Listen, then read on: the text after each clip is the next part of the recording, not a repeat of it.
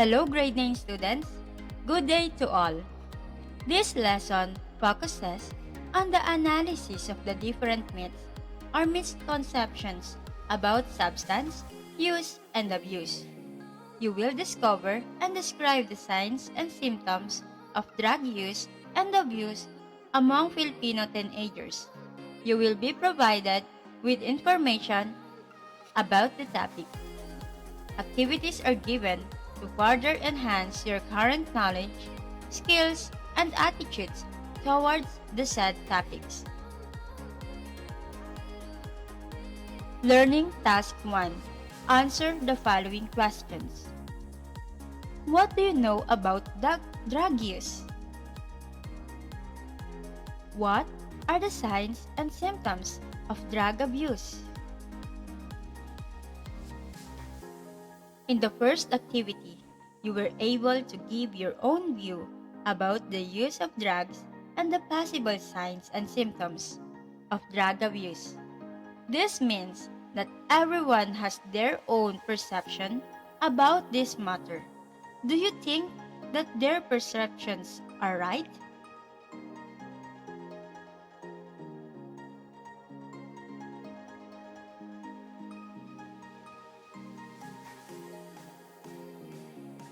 Learning Task 2. To know more about the topic, read the article below and answer the process question.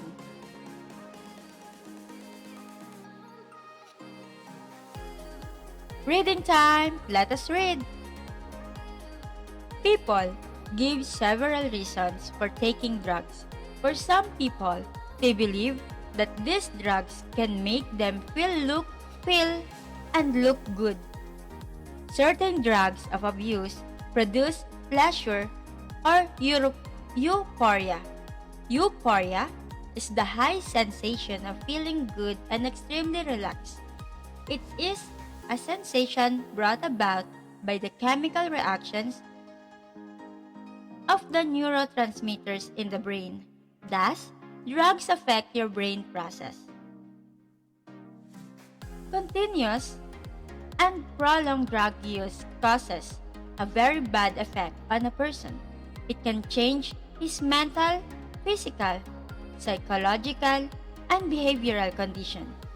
Most importantly, drug dependence results in drug abuse, drug tolerance, problems with society and law, withdrawal symptoms, severe health problems, poor quality of life, and eventually death.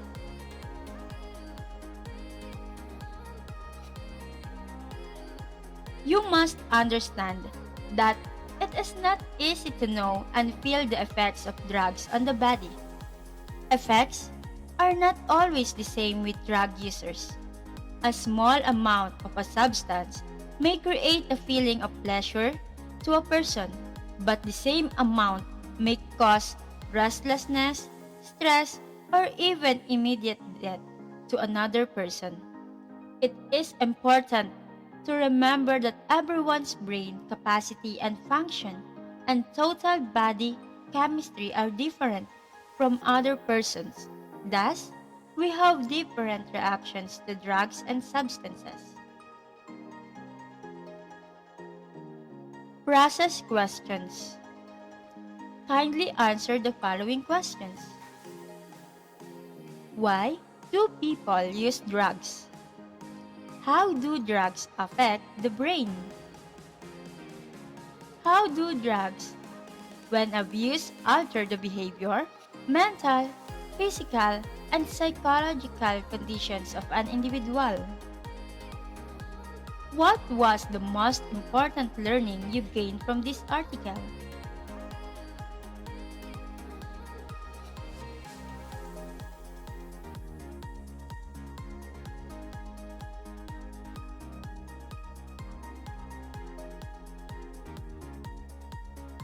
Drugs were made for a purpose, but some people use it abusively. They depend on what they know or hear, which leads them to misuse those drugs.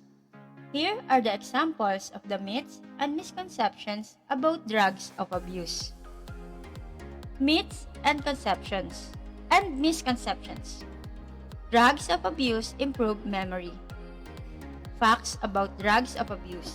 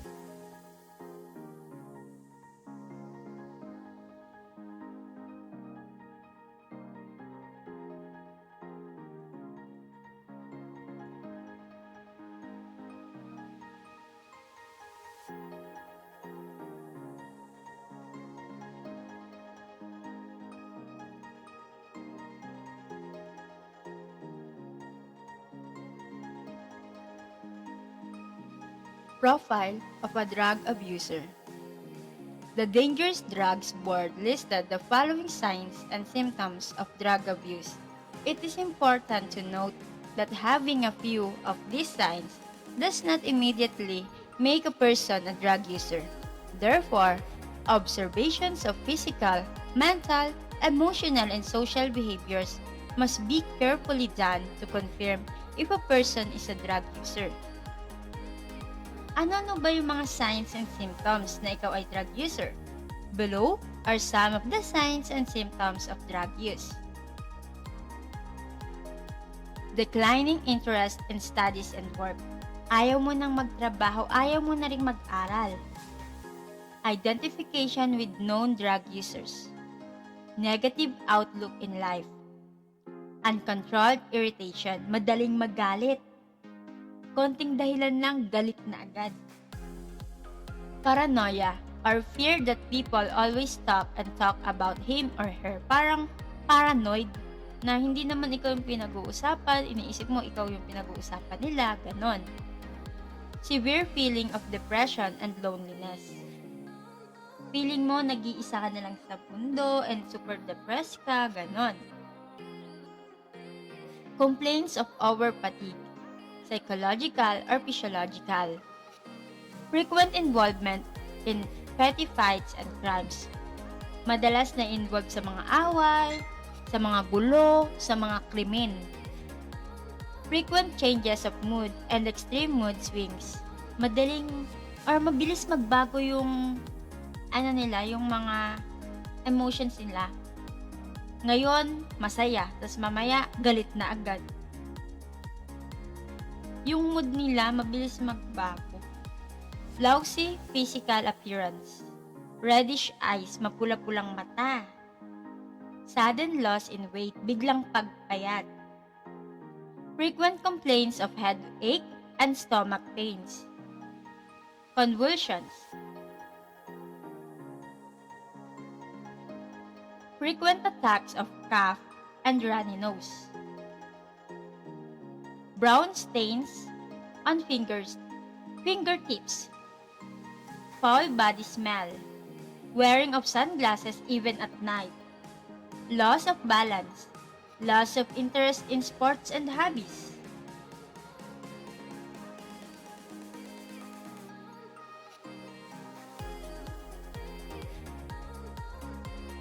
Poor judgment and loss of inhibition.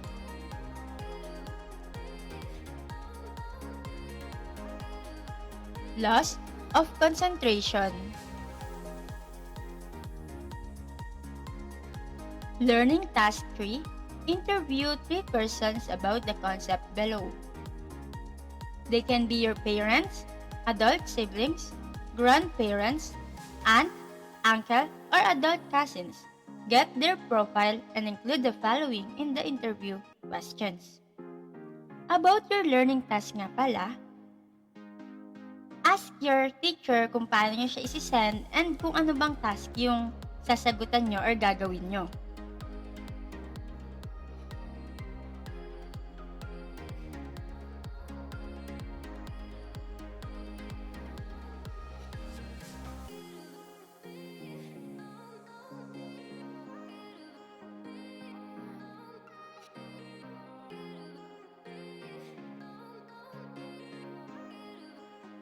Let us sum up our lesson. Drug is any substance that causes a changes in an organism, physiological or psychological condition when consumed. They are typically distinguished from food and substance that provide nutritional support. Consumption of drug can be via inhalation, injection, smoking, ingestion, absorption, via patch on the skin or dissolution under the tongue. Different chances of drug abuse come across by knowledge base. These chances that affects individual who abuse drugs as an effect which is short-term or long-term effect. Some individuals was influenced by myths and misconceptions that they believe it is true. The signs of abused drugs to an individual has categorized appropriately influences by using and abused drugs. The existence of drugs in the country today is our problem, and it's everybody's responsibility to assist eliminate this. With the continuous learning from the school, support from the family, and program from the government and non-government sector that gives a great help for the people to eradicate drug addiction in the nation. The option to be healthy and drug-free community is in our hands. With this, we will help one another, encourage, support, and uplift healthy environment. Before we end up our lesson for today, what have you learned on this lesson? Type your answer in the comment box below. Okay, class? Do not forget to subscribe, like, and share. Have a good day and God bless to all.